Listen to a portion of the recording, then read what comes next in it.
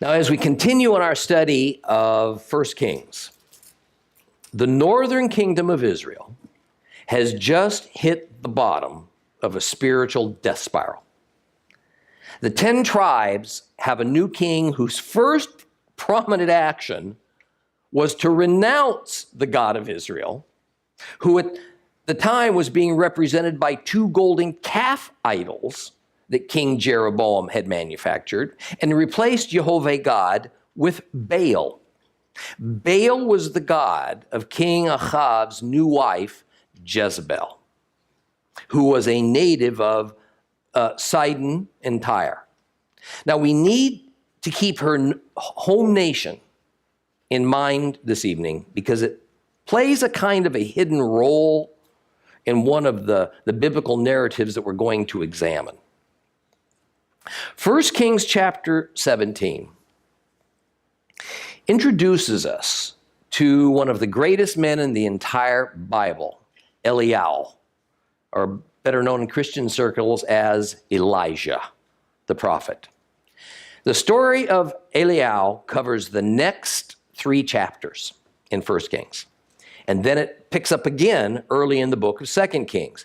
He is so important that Yeshua, that Christ, invokes Elijah's name on more than one occasion. And later Old Testament prophets like Malachi also speaks about him. Malachi, he's known in English. It's likely that Elijah himself is going to play, I think, a key role during the future period that the church calls the Great Tribulation. And we'll talk about that in the terminology later. But tonight we're going to begin to discuss Elijah quite extensively because God chose to use this strange man very mightily and entrust him with divine power to perform miracles that in some ways exceeded that of Moses. So with that, let's read together 1 Kings chapter 17. 1 Kings chapter 17. If you have a complete Jewish Bible, it is page 391.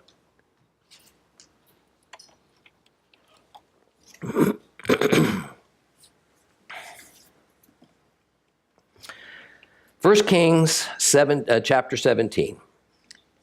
Eliyahu from Tishbe, an inhabitant of Gilad, said to Achav, "As Adonai, the God of Israel, lives, before whom I stand, there will be neither rain nor dew in the years ahead unless I say so."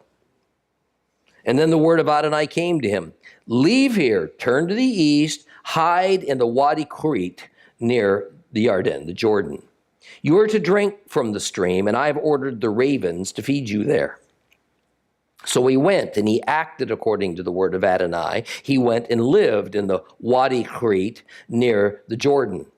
The ravens brought him bread and meat in the morning, and bread and meat in the evening, and he drank from the stream. And after a while, the stream dried up because there was no rain in the land. Then this word of Adonai came to him. "Get up, go to Sarfat, a village in Sidon, and live there. And I have ordered a widow there to provide for you." So he set out and he went to Sarfat. And on reaching the gate of the city, he saw a widow there gathering sticks, and he called out to her, "Please bring a little water in a container for me to drink." And as she was going to get it, he called after her, "Please bring me a piece of bread in your hand." And she answered, "As Adonai your God lives, I have nothing baked, only a handful of meal in a pot, a little oil in the jug. Here I am, gathering a couple of sticks of wood, so that I can go and cook it for myself and my son. After we have eaten that, we will die." Eliyahu said to her, "Don't be afraid. Go, do what you said, but first, use a little of it to make me a small loaf of bread and bring it out to me. After that, make food for yourself and your son. For this is what Adonai, the God of Israel, says. The pot of meal will not get used up, nor will there fail to be oil in the jug until the day Adonai sends rain down on the land. She went and acted according to what Elijah had said, and he, and her household had food to eat for a long time.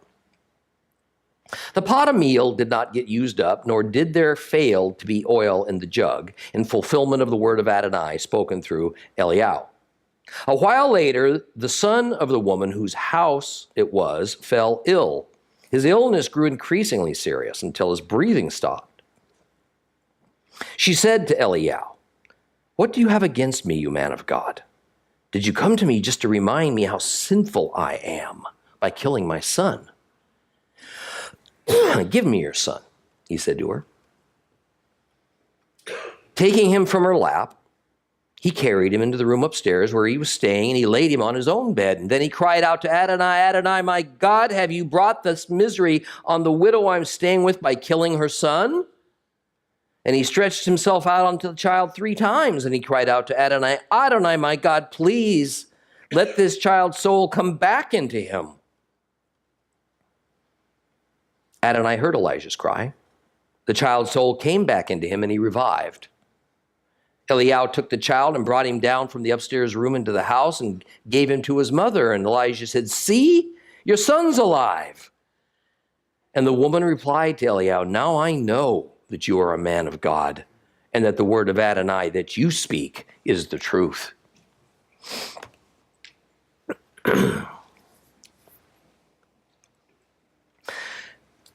This mysterious man, Eliyahu, simply bursts onto the scene out of nowhere. There is no genealogy given for him. There is no account of how he came to be a prophet of Jehovah. There is no life history, kind of like it was with Samuel, for instance. We know nothing of this man's earlier life. And even though some mention of where he came from is recorded, it's very general. It's ambiguous at that. Now, we're told that he's from a place called Tishbe, but he is also an inhabitant of Gilead. Scholars have different takes on what that might mean. The most accepted is that his birthplace is the town of Tishbe, located in the Upper Galilee region in the territory of the tribe of Naphtali. But that at some point, he must have immigrated across the Jordan River to Gilead for some unstated reason. Further, there is never a mention of his tribe. In fact, a handful of later scholars took the radical approach that since his Israelite tribe wasn't given, that he wasn't even a Hebrew, that he must have been a Gentile. That wouldn't fit the context of the story whatsoever, and is, frankly, a replacement theology agenda-driven fabrication that serious scholars of all kinds have dismissed out of hand. Some Jewish Torah scholars say that he was a Benjamite. Others say he was of the tribe of Gad, which would explain him residing in Gilead. That was the land of Gad. Others insist he was a Levite. Many of the early church fathers agreed he was a Levite. And so does the Jewish Kabbalistic literature of later times say that. I'm pretty much in agreement with those early church fathers that he was a Levite, because it was typical, very typical, for a Levite to be born in one place, but eventually move to someplace else where he could serve God. And also because in the next chapter that speaks of his war against the prophets of Baal on Mount Carmel, this is where he performs a sacrifice. And he did so without an intermediary. In other words, he did so without a priest. Only Levite priests can perform sacrifices. And it is highly doubtful to me that the Lord himself would order Elijah to sacrifice on an altar if Elijah wasn't a priest of proper lineage. But that's my take on it. Now, for a reason not given to us in the scriptures, our first glimpse of Eliyahu has him confronting King Achav, probably at his palace in Samaria, Shomron. And Elijah is threatening the king with a warning that he's going to bottle up the skies And not only stop the needed rainfall, but he's going to also keep dew from forming on the ground. Further, that until Elijah orders it to begin again, no moisture for providing, for growing crops, for filling the rivers and the streams is going to happen. Now, Hebrew tradition is that Eliyahu used this occasion of the death of Hiel's two sons to come to the king's palace to bring God's oracle to him. In the previous chapter, we see that someone named Hiel volunteered to rebuild the destroyed city of Jericho, even in the face of a divinely ordained curse upon anybody who would attempt it. Jericho had laid in ruins until now, since Israel had first crossed that Jordan River, led by Joshua, and God laid that wicked Canaanite city to waste. Hiel did it anyway. And of course, God acted accordingly by carrying out the consequence of the curse and seeing to the death of two of Hiel's sons. Now, no doubt it was the apostate king Ahav who put Hiel up to this misguided construction project. And so the ancient Hebrew sages say that upon Hiel's sons' deaths, Ahav felt obligated to have the funeral at his palace in Samaria. And it was at this somber event that Elijah arrived to pay his respects. Is that actually the case? I can't say with certainty, but the circumstances easily accommodate that viewpoint. And there's no reason to simply dismiss it because it's not written in the Bible. Now, this explanation is first recorded well before the time of Christ, so it has veracity. The only reason I even offer it is because, as I've taught you in prior lessons, there are always reasons and causes behind all the actions of these Bible characters. All these reasons and causes were, at least to them, logical, rational, in tune with societal customs and traditions of their era. The authors and editors of the books of the Bible didn't usually include such details because to the audience they thought they were writing on behalf of, these details were generally common knowledge. If today in one of my lessons, for instance, I said I drove from Cocoa Beach, Florida to New York City, I wouldn't have to explain to my listeners that I used an automobile or that I had to purchase gasoline to fuel it or that I drove on roads paved with asphalt and concrete. This is just common knowledge to us. It's laughable that we'd have to explain it to anybody.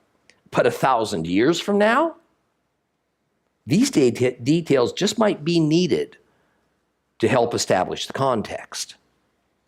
Now, Eliyahu's threat to King Ahav is interesting on a couple of fronts. First of all, because it is but an application of the divine threat issued in Moses' day in Deuteronomy 11, 16, and 17. There it says, "But be careful not to let yourselves be seduced so that you turn aside serving other gods and worshiping them. If you do, the anger of Adonai will blaze up against you. He will shut up the sky so that there will be no rain. The ground will not yield its produce, and you will quickly pass away from the good land that Adonai is giving to you." Now, the second front is that Elijah made it clear that he could, on his own authority, make the decision to shut up the skies and then to reopen them again. And as we're going to see, this is not an idle boast, because that is what actually happened. Of course, it was the Lord who directed him to do this, and this power was on loan from God to perform this miracle.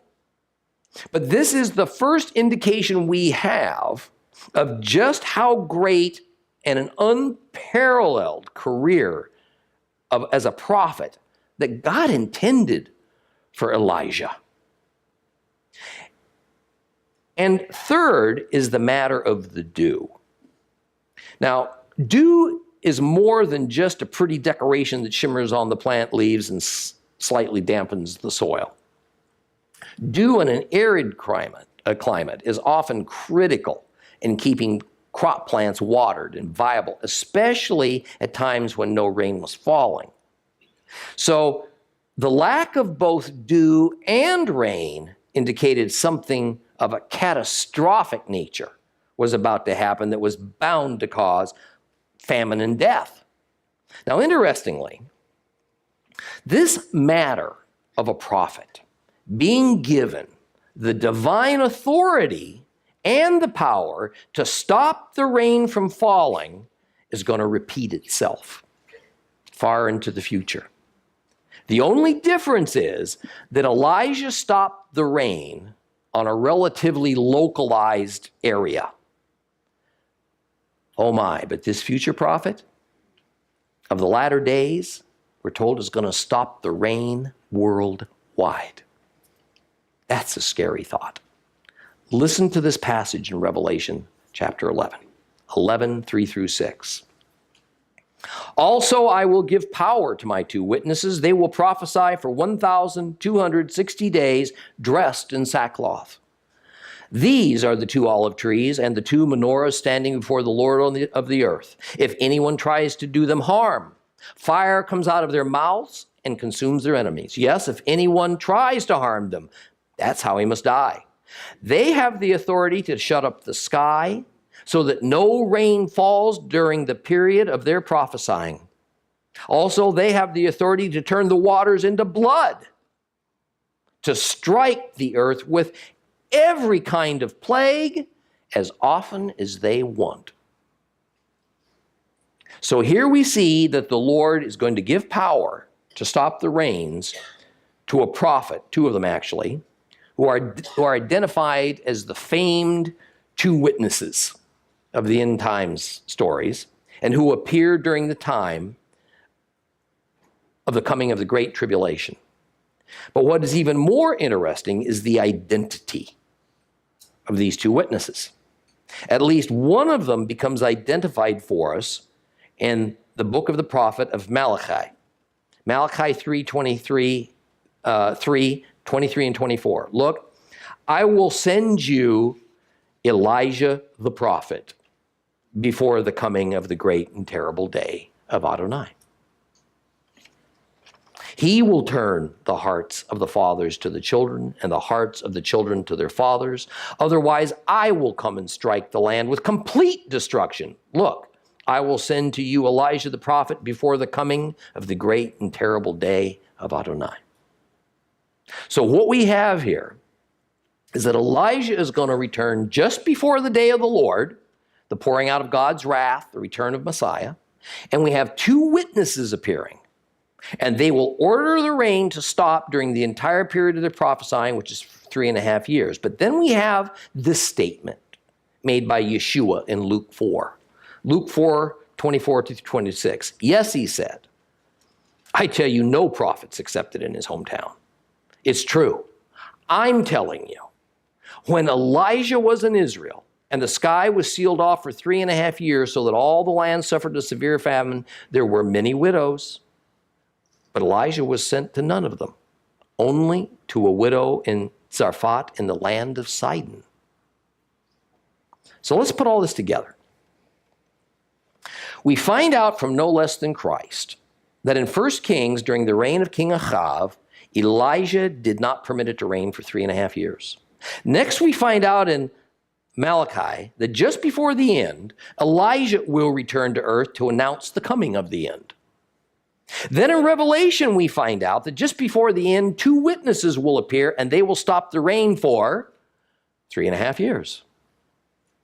Obviously, one of the two witnesses is Elijah, and he will do in the end times essentially the same thing he did in Achav's day, which is to stop the rain for 42 months. It's patterns, people. It's patterns. If God is the God who never changes, then neither does his patterns. In fact, it is widely believed, I think it's probably the case, that the other witness is Moses himself. Now, notice that another thing that the two witnesses will do in the end times is turn water into blood and call down, it says, every kind of plague. Who does that bring to mind? See, this is what Moses did to Egypt, another pattern. So it seems pretty likely to me, at least. Not with certainty, but it seems likely to me that that other prophet will be Moses. Now, back to our story in 1 Kings 17. Verse 2 says that the Lord told Eliyahu, which literally means El is Yah, or dynamically God is Jehovah, that now that he has given Achav the bad news, he needs to flee the vicinity and hide himself. Specifically, he's to go east, and he's to hide in the Wadi Kharit near the Jordan River. But did he cross over and go even further east?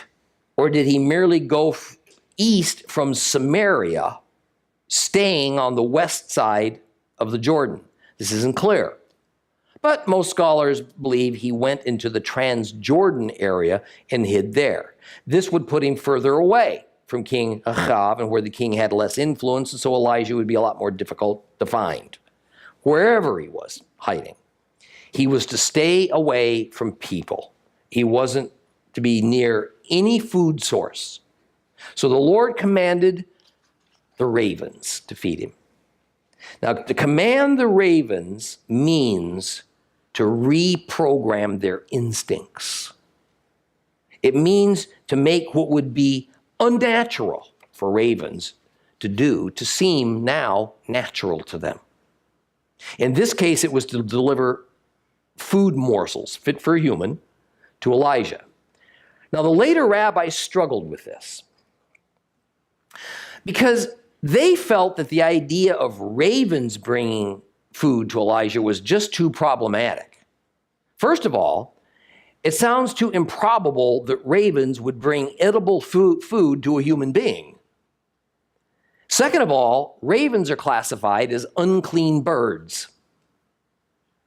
Would God use an unclean creature to bring sustenance to perhaps the greatest and holiest prophet ever known, especially if he was a Levite priest? And since ravens will eat almost anything, it's unimaginable to the rabbis that the food the ravens delivered would have been kosher. Thus, they decided that since the Hebrew word for ravens is orev, and with a little stretching, it could be interpreted as Arab, and then this would indicate that Arab trade merchants, not scavenger birds, fed Elijah. Now, other rabbis said that the word is meant to designate a nearby town called Orev, which no one's ever heard of. We don't find it anywhere in history. And so the townspeople of this Orev fed him. None of this is satisfactory. And it only seeks to harmonize rabbinic Judaism and its strict rules of kashrut with this biblical passage. That's all that's going on here. The thing is, these Talmudic traditions ignore the intended miraculous nature of ravens feeding Elijah. Even more, one can only imagine how the level and intensity of Elijah's faith and trust in Jehovah must have increased as a result of such an unimaginable miracle. You know, he was going to need the ultimate faith of which a human is capable to do what God had planned for him. So his time in hiding was much more than just waiting. It was preparation. In fact, there is probably a message to Elijah and to us in God's choice of ravens just because they are unclean birds. We're going to see why that is in a moment. Now, of course, Eliyahu would have needed water, so the Lord had him live by a wadi. Now, a wadi is typically a dry riverbed, but not always.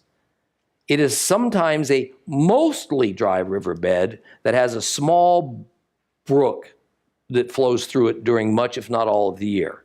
That's the kind that's being contemplated here. But by being at this brook, when the coming drought took full hold, Elijah would be among the first to know, because it would dry up, be among the first water sources to dry up. And sure enough, in time, verse 7 says that the water course dried up and went underground due to the lack of rain. Now, once the drought had taken hold, and its effects were starting to bear down hard on the people, the Lord told Eliyahu to go to a place called Zarephath. This was a village in Sidon, the main city in the nation of Tyre. Now, I told you at the beginning of our lesson this evening to watch for this, because Sidon of Tyre was Jezebel's hometown, and it was located within her father Ethbal's kingdom. Now, Elijah was instructed by God to go and live with a widow who resided in Zarephath. God had prepared this widow for this purpose. But take notice, this widow was a Gentile woman. A Gentile woman. And according to Jewish tradition, that would have made her unclean. So naturally, the rabbis couldn't tolerate this prospect. So they decided she wasn't really a Gentile after all, but rather she was the widow of the Jewish prophet Amittai. Even more, she was the mother of the prophet Jonah. Of course, all that is pure fantasy, but boy, it sure seemed to fix all the problems for the rabbis.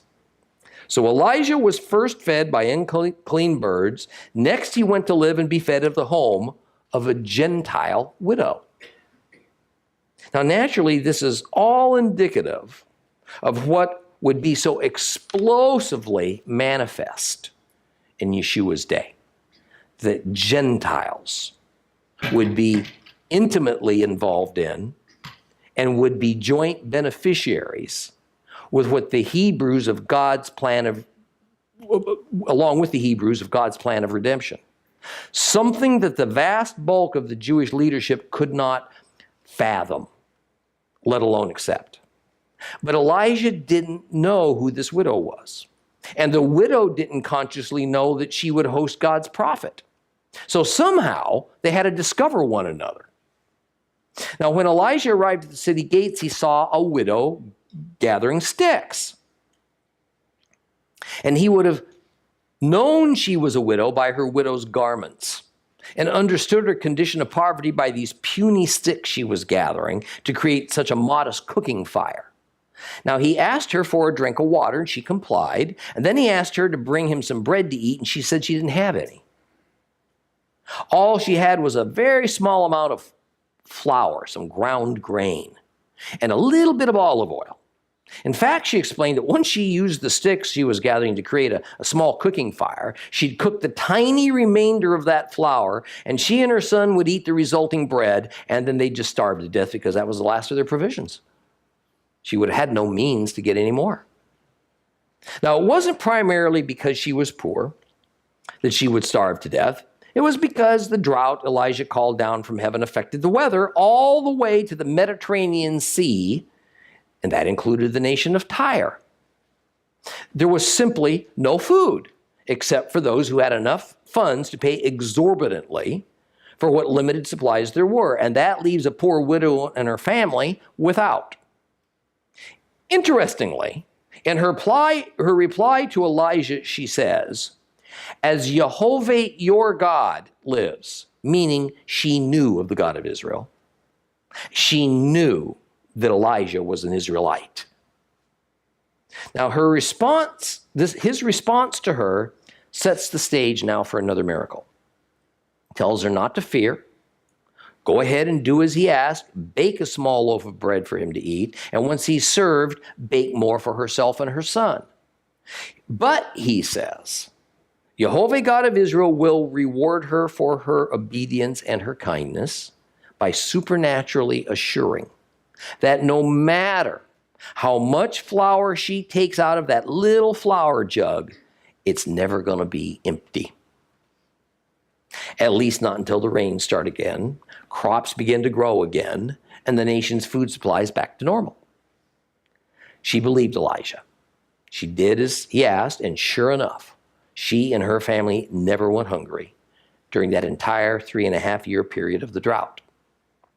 But this also speaks loudly of this Gentile woman as having but the simplest of faith in the word of the Israelite God as spoken by his prophet, and it was sufficient for her to be delivered from death.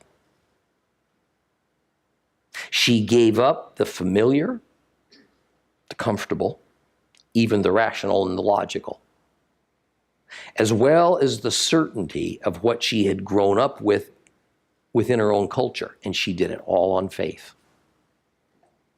Faith in the God of Israel. She trusted Jehovah with her and her sons' lives. And again, it's critical to grasp this was a Gentile woman. This was not a Hebrew.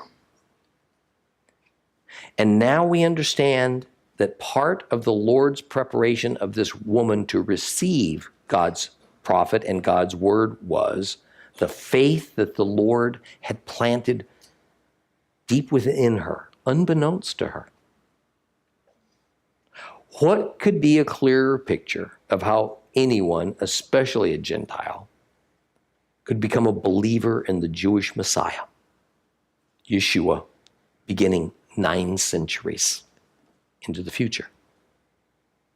The simplest faith in Messiah was sufficient for deliverance. And it mattered not whether one was a Jew or a Gentile. In fact, let's return for a moment to Luke 4 to see how well what we just studied plays into a teaching of Yeshua. Let's go back again to Luke 4, 24 to 26. Yes, he said, I'm telling you that no prophet is accepted in his hometown. It's true, I'm telling you.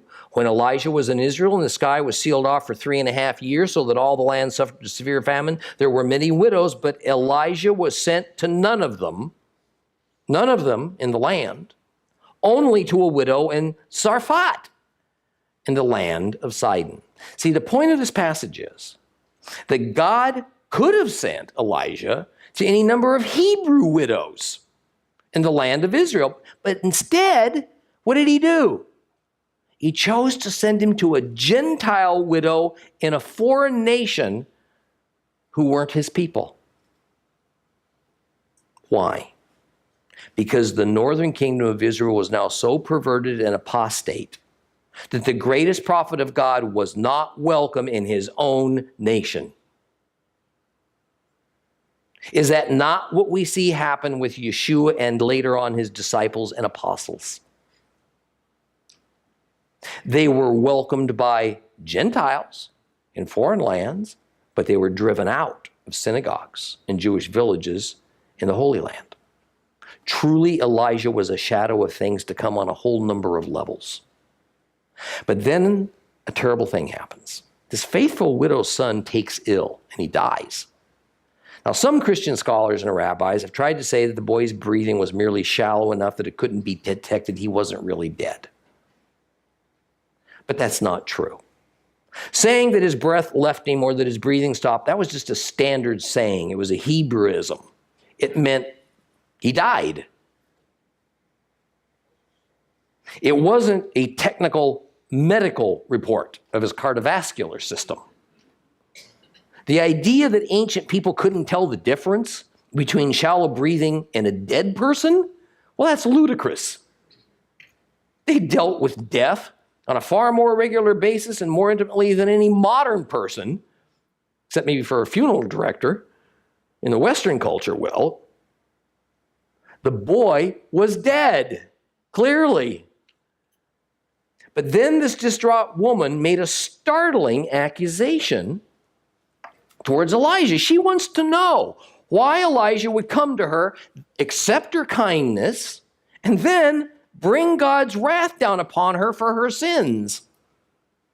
In other words, she was well aware of her sins, but until now, God hadn't been near enough for him to be aware of her sins. Now remember, it was believed then that gods were territorial. Where would the God of Israel have lived? In Israel. Not there, not in Sidon. But now that God's prophet, Eliyahu, was here in Sidon, it drew attention to her and her family. The result was that God saw her sins. Now he's punishing her for her sins by killing her son. Of course, what we were witnessing coming from this woman of simple faith and but little knowledge of, had very little knowledge of God, is pagan thoughts, and superstitions so prevalent, so accepted in her day. And this is why I say without ceasing that simple faith is good enough for salvation. But maturing of the believer must commence immediately. Immediately. Or else those carnal and pagan thoughts that we all have, that we all lived in all those days before we knew Messiah, that's going to get all mixed up in God's truth. We must begin to study his word from the beginning in Genesis and apply those practices and teachings to our lives, or we're going to live in the same current condition of this widow in Zarephath, confused, but certain of what we think to be the truth, even though it's not. Elijah grabs the dead boy. He took him upstairs to his bed. He laid him in it, and in earnest prayer he asked the Lord if it was he who killed this child, which was the boy's mother's explanation. And then he prayed that the father would return life to this child. Now we have to remember here that this is far more than merely a sad death of a boy child. Without a son to care for her later in her life, this widow faced the most horrendous of prospects. Thus, for God to kill her son was indeed not a punishment for her in the sense of her experiencing the excruciating loss of this child that she adored, but rather it was dooming her to a life of deprivation and bitterness when she became too old to care for herself and she had no son to watch over her. It also meant an end to her deceased husband's life essence, because it was thought that permeated through sons. So her torment was far greater than only the sadness of the premature death of an innocent child. As with the case of the man born blind that's mentioned in John chapter 9, the death of the widow's son was not meant as a medium of punishment for this woman's sins. Rather, it was allowed so that the Lord could demonstrate his glory and he could reveal his works through the situation. So Jehovah did something unbelievable. For the first time recorded in the Bible, we have a bodily resurrection from the dead right here. And curiously, think about it, it was a Gentile boy who was raised by the prayers of a Hebrew prophet and the power of the living God of Israel who gave him life. The boy, now back to life, was handed over to his relieved mother. And Elijah, seeking no credit, merely says, "See, your son's alive." By means of this miracle, we see Elijah as a kind of a forerunner of Messiah Yeshua. But we also can imagine the incredible leap of faith that must have occurred not only in the half-heathen woman of Zarephath who possessed nothing but a mustard seed worth of faith, but also in Eliyahu. And man, he was going to need it, as we're going to find out. This chapter ends with the woman moving from half heathen to fully transformed. She expresses her now implicit faith in Jehovah God of Israel as the true God who speaks only the truth. as the only God who can bring life from the dead. And we will continue with Elijah's adventures next time when we take up chapter 18. Please rise.